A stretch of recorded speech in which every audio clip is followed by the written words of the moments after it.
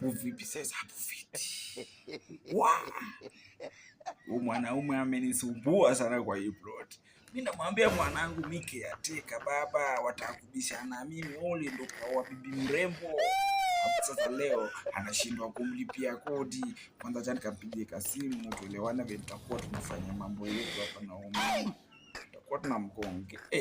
Wiki kuja wiki enda. Wiki kuja wiki enda.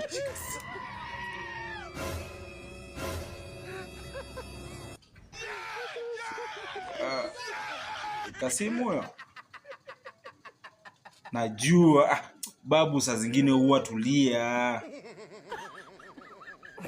Na si ulipiwa kodi jana mamako? Si alituma? Kwani sasa vipi mimi nipige nikikudai wewe rafiki yangu babu? Afu kuna mageni kwenye ploti hapa usikii? Ule mkisia mlishindwa kulipia bibi yake kodi akachukua vitu vyake, kumbe hata kalikuwa tu na kijibagi na manguo matatu. Kalikuwa kameekwa. Ajiwezi huyo. Sasa iko hivi. Wajua mama bado hajalipa kodi na mimi kama caretaker nitapelekwa mbio. Sasa tufanye hivi. Tugawe kodi yake mara 2. Tukimlipia.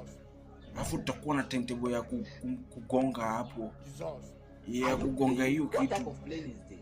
Si mrango na wewe shikanisha mpafu.